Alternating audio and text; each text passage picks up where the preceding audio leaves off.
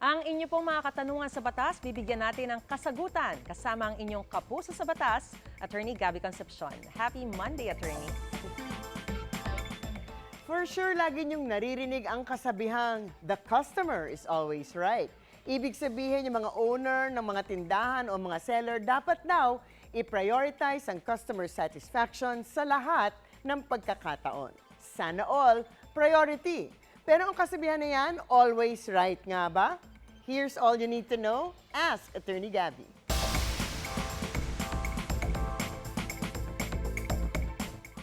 Hashtag Ask Attorney. Attorney, agree ba ang batas sa the customer is always right? What if wrong sila?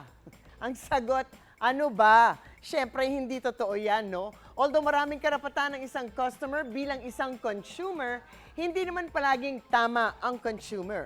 Although para sa mga business, tandaan nyo, good practice kung yung isang tindahan halimbawa will go out of their way na paligayahin ang customer dahil na-appreciate namin yan at babalik-balikan namin kayo. Pero kung ang pinag-uusapan natin ay violation ng batas, halimbawa, violation ng price tag law na dapat lahat na bagay na binibenta may price tag at kung iba o mas mahal pagdating sa kahera ang pinapabayad sa inyo, the customer is always right kung kanyang ide-demand na ibenta ito sa presyong nakalagay sa tag. Ganon din kung defective ang item. The customer is always right kung mag-demand ito na palitan, ipaayos o ibalik at ibalik ang kanyang pera. Kung may karapatan kayo, ipaglaban ninyo pero sa magandang paraan syempre. Lalo na kung nasa restaurant kayo at padating pa lamang ang pagkain ninyo. Huwag aawayin ang mga waiter.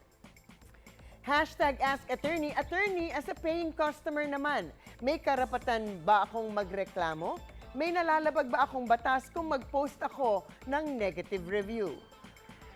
Actually, ako siguro ang isa sa pinaka-demanding na customer. Hindi naman sa over-demanding, pero bilang isang customer na nagbabayad, reasonable naman, in my opinion, to expect good service, timely na pagdating ng mga pagkain sa isang restaurant at maayos na pagtrato ng mga nagsisilbi dito. Nagkakaroon na ng pagkakataon na nagiiwan na rin ako ng negative review on social media. Pero syempre, dahan-dahan din ako.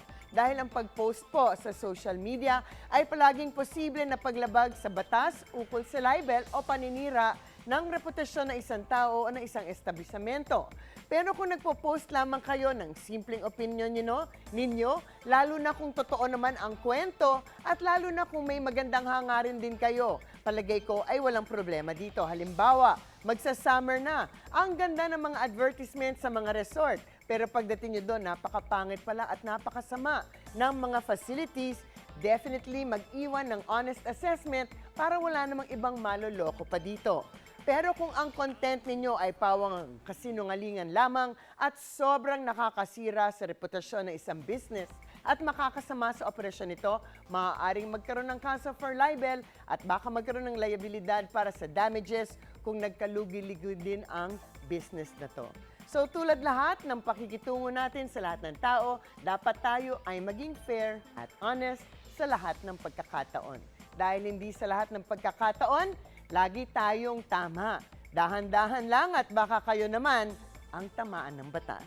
Laging tandaan, basta't usaping batas, bibigyan nating linaw para sa kapayapaan ng pag-iisip. Huwag magdalawang isip. Ask Attorney Gabby.